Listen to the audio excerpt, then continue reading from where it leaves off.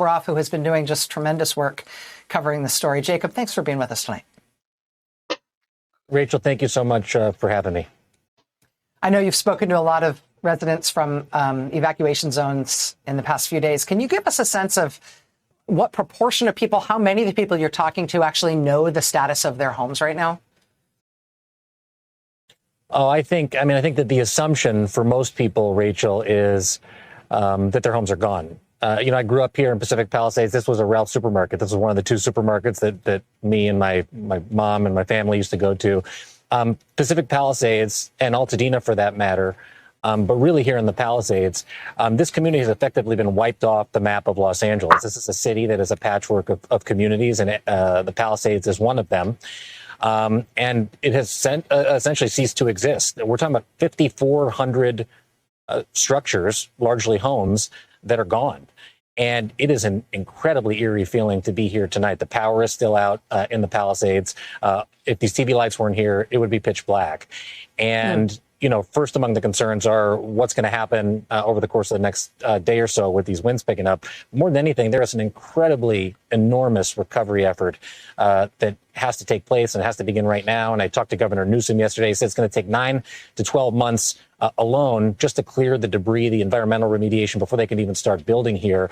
He said it was the worst natural disaster in the history of the country based on cost alone. Wow. Jacob, to that point, Los Angeles, we talk about it as LA as if it's one thing. It's 88 independently incorporated cities. That is, interesting in terms of the way things run at the best of times, but in the worst of times, it raises interesting questions about how the cities and the county and the state and the federal government are all interacting, both to protect people, but also to recover and respond. Who's really leading right now, if you can tell that from your reporting?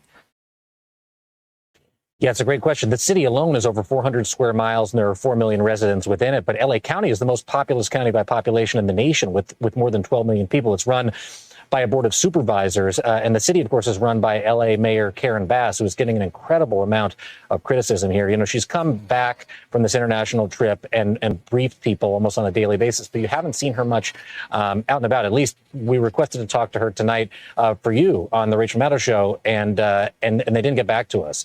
I think people want to hear from the mayor of LA.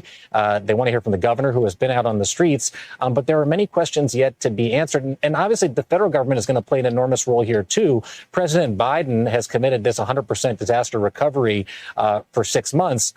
But you were just talking about in the last block of the show that the Trump administration is starting in a matter of days, and President Trump has been calling the response by both Mayor Bass and Governor Newsom, criticizing it, at every turn.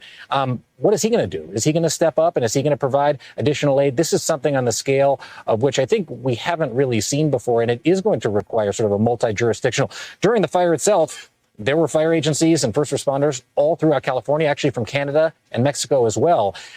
It's the type of recovery mission that we're going to need here in LA, too. And I don't really think that the contours of that are particularly well defined yet. And granted, we're only 6 days into this. Tomorrow will be the 1 week anniversary, if that's the right word, of this all starting.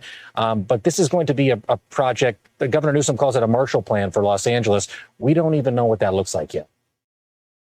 And Jacob, in terms of the scale of this, it is hard to understand the scale of the destruction. That's part of why I showed that map where you can click on individual properties, individual homes, and see photos that have been taken from these site surveys. Just trying to get a sense of the overall scale of it and the individual granular tragedy that this represents for each home, for each family that's affected. Is it your sense? Katrina was so big that the federal government came in and took over the response. Is it your sense that this is of that kind of scale that you would expect the federal government, if it was so inclined, to come in and say, we're helming this, we're taking over, this is a disaster of national scale? I'm a reporter, I'm not an urban planner, but I don't see how you do this on a piecemeal basis. There are 1,600 National Guard troops from California here on the ground, but effectively you have to move out everyone in Pacific Palisades, the toxic fumes and the toxic chemicals that are permeating this community. You have essentially thousands of people who are made instantly homeless in the unhoused capital of America on top of an already strained system. what are you going to do with all of these people? Where are they going to go? And then how are you going to, are you going to go block by block and have contractors do this on an individualized basis? I don't see how that happens and happens in a timely manner.